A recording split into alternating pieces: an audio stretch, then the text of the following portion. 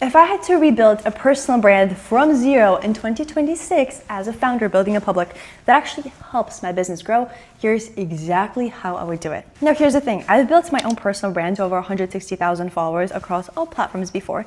And the biggest thing that I see founders making is they're thinking that visibility is the strategy. But it's actually not just any visibility. It's strategic visibility that allows you to build authority with your clients. So in this video, I will not be talking about trends. I will not be talking about hacks because they don't really exist. It's just a marketing tactic. Take it from somebody who does marketing all day, every day, and runs a marketing agency.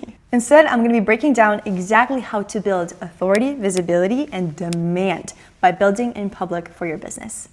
Here's the thing, founder, I get it. Content can feel extremely overwhelming, especially if content isn't necessarily your thing. But the good news here is most founders that we work with, they do not have an execution problem before they come to us. It's not like they're not doing anything. The problem that they do have is actually a positioning problem.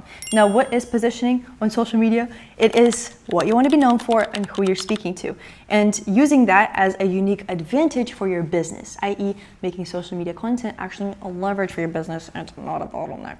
And that's why before we start working with any founder and providing them with a done-for-you social media content system service, we do something we like to call strategy. And that usually takes up to 3 to 4 weeks of our initial process, where we build this entire thing out for you. Because a good social media strategy that actually works allows you to do less and achieve more, i.e. post less, but get greater results.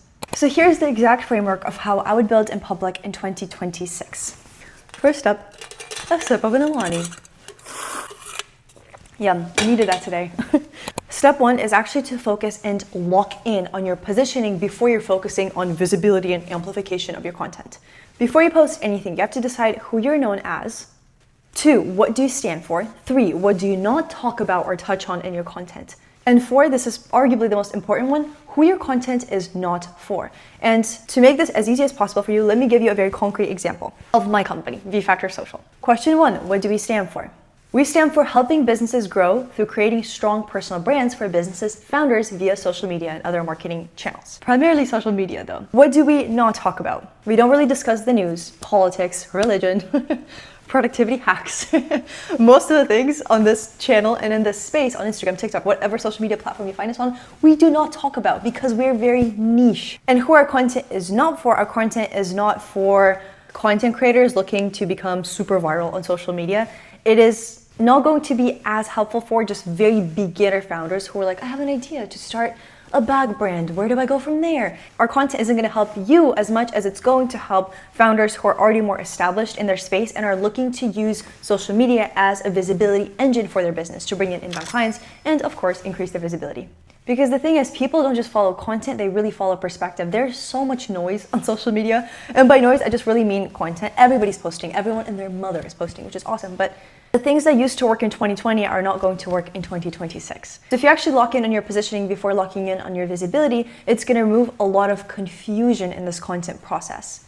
And it will also prevent you from sounding generic, because trust me when I say it is much better to speak to a very narrow audience of people and be an absolute expert in it and go really deep with your audience than it is to speak to everybody and be very shallow. And another note, if you're positioning and figuring that out, it's starting to feel uncomfortable and you're like, oh, I don't really know. That's actually a really good sign. That means you're getting to the meat, you're getting to the good part. And all you need to do is just keep going. Step 2 is designing a content system that removes daily decisions. You do not need to be focusing on those all the time. The goal of this step is to make consistency inevitable and not exhausting.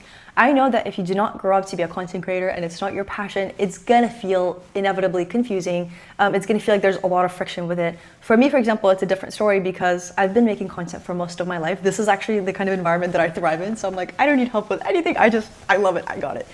But even then, if I didn't have a strong system in place for VFactor Social and also my personal brand at Very Nothing on all platforms, it would be exhausting and I would not be able to handle building 2 businesses in public. Here's the thing, especially when it comes to content, but also overarchingly, consistency is not about discipline, it is about design. Personally, I do not rely on daily motivation to post. I do not rely on daily motivation to create content. None of my team members do as well. We rely on systems because systems, one of the things I'm most passionate about in this lifetime, if you follow my personal brand, you know. Systems reduce your cognitive load and also your decision fatigue especially as a founder, because us founders, we have things running in here all the time. It's just like this. It's like a hamster wheel that just never stops. And we have 1,000 decisions that we need to make. So when you're thinking of being consistent with your content, lock in on your systems. Now, what does that look like tactically? On a tactical basis, once you have your positioning down, okay, from your positioning, you deduct a content strategy. Based on who your content is serving, based on what you stand for, who you do not talk to, you identify your main social media platforms. And I believe I made a whole video about what platforms you need to select for your business, so go watch that. Once you have your strategy in place, you can identify your top content pillars, like for example, the types of videos that you want to be making. Are you going to be speaking to the camera? Is it going to be vlogs? Is it going to be a long YouTube video that you film once a month and then all the content gets deducted from it? From that point, you're going to log into your calendar and identify when your idea generation day will be, when your scripting day will be, and how much time you need to actually script the kind of content that you need to produce and the amount that you need to actually focus on. I'm going to make a separate video about the actual content strategy and how to build it, so be on the lookout for that. And then you're going to schedule in your content calendar the filming days and also the editing days. And with publishing, you can automate that. Within my agency, we use a system called Later Media, which just allows us to publish on the behalf of all of our clients, unless we're doing it manually.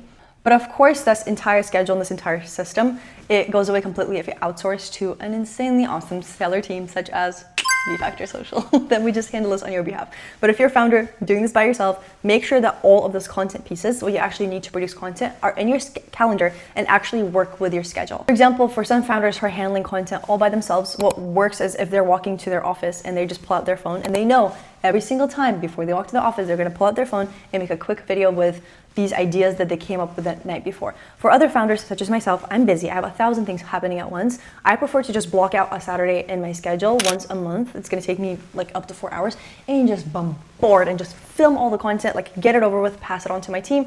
They edit it, they post it, I'm good. Step 3, control the narrative and do not overshare as a founder. The goal of this is to build trust without actually losing your authority. Here's the thing, building in public, it does not actually mean they have to be oversharing and sharing everything. It's not like, hey guys, got a new client today, and then oops, they canceled. They just love the security deposit. They were like, hey, let's celebrate that. You don't have to be sharing those ends unless it's just really part of your higher social media content strategy.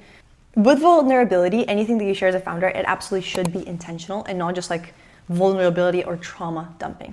There has to be a greater, why did you end up sharing this in the first place? Here's the thing, when I'm sharing stories, and I'm very big on storytelling, especially over my personal brand, I really choose the ones that increase trust and also credibility. Even though I love sharing my emotions and what it's like to actually navigate entrepreneurship and business and whatnot, I don't just share randomly. And when it comes to storytelling, my purpose is to highlight how I think, how I decide, what my values are. So then that way with storytelling, it becomes like a tool to deeper connect to your audience, thus to your customers, versus just storytelling for the sake of storytelling. Because I'm sure if you spend any time on social media, you see those super polished, cinematic, like, I decided to drop out of college, and it's like a sound effect, pause, and then cinematic music starts. Every struggle needs to be documented and shared online, even if you're committed to building in public and like sharing your authentic story. As a founder, number one thing you gotta focus on, and our subscribers of Factor Social know this, is authority comes from narrative control, not just transparency for transparency's sake. And this is very important.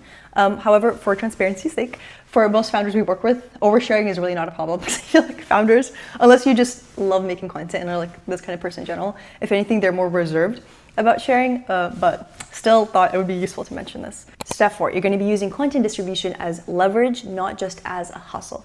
Your goal is not to be everywhere all the time. That may become your goal eventually, but in terms of starting and ramping up to it, it's going to take slightly a different path. Because as a founder building in public, your engagement has to equate to strategic visibility, not just visibility for visibility's sake. Because not all engagement is equal. If you're posting for the sake of growing your business as a founder, and you know that on social media, you know the kind of things that are going to get attention. This is just deep psychological principles that people have always cared for since the end and dawn of time. If you have, for example, a coaching business where you help empower women and help them become more confident in their careers, and you post a video talking about the news, unless it's just part of your brand, even though it may get hype, it's not going to convert to strategic visibility, and it's not going to get you inbound clients, most likely. Because community is not built through volume. If you're posting a ton of the wrong thing, that's not going to get you as close to building a community as it is if you're being strategic. Which brings me to step 5 and the social media platforms. How should you select them? Once again, I made an entire video about this, and I say in that video explicitly, if you have this kind of business, this platform will be best for you. So go ahead and watch that. There's a lot of belief in the creator content community about if you should be everywhere all the time, or you should focus on your specific platforms. If your energy and your bandwidth are limited, focus on specific core platforms where you know your customers are residing versus just trying to be everywhere all the time. Because an example I'll give you, for example, with Factor Social for my company, I could be on X, and you know what? I probably really should be. However, how I treat X is I just repurpose all the content that I create onto there. It does not perform the best in full transparency, but me as a founder, I spend 0 time on X. I don't like that platform. Just putting it out there. For some of our clients, X works really well, and of course the team that works on X does spend time on X, and like they enjoy it, and it's part of their knowledge base of strategic social media platforms. So of course the content we create for our clients, for X specifically, is just stellar. For me, I don't like the platform, so I don't really post on it. However, the platform that performs really best for me is LinkedIn. I like LinkedIn, posting it consistently. It's gotten me inbound clients in the past. Instagram and Facebook, that too. Instagram is definitely my strong suit. And TikTok, because I enjoy those platforms and I know them really well. And I know when it comes to finding customers for Factor Social, that is where our customers reside.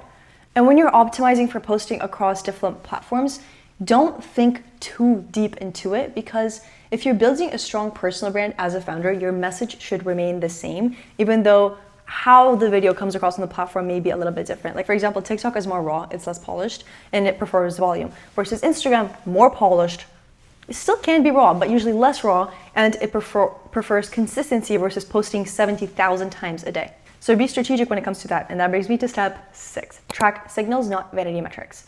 Likes, more often than not, they don't really matter. Follows, more often than not, they don't really matter, as long as you're growing.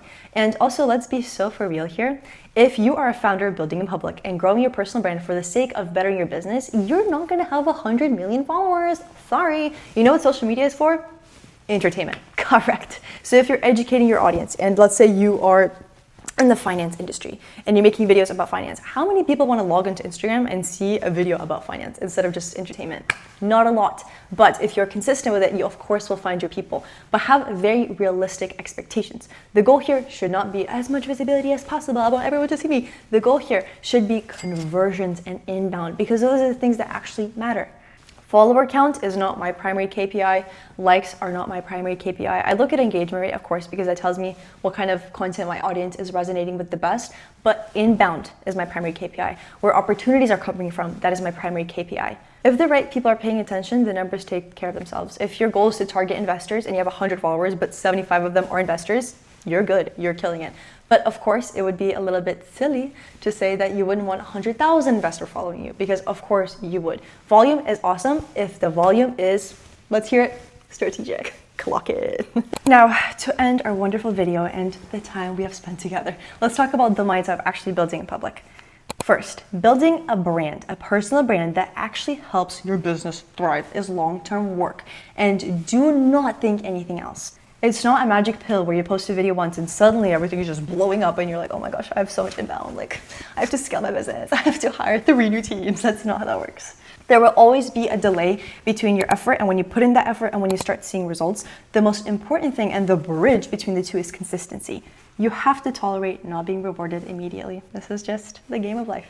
And the goal here is compounding trust, not instant validation. Even if you set yourself a goal of having this many inbound clients in Q1 2026, but instead of actually hitting that goal, let's say you had a sales call with a potential client and they're like, hey, like I was super confused about this topic, but you really cleared it up for me in your content. That is a win. That is a win. And that is awesome, because organic social media content compounds trust. It does not bring instant inbound, instant visibility. Nothing is instant when it comes to organic. It is more long-term than, for example, paid ads.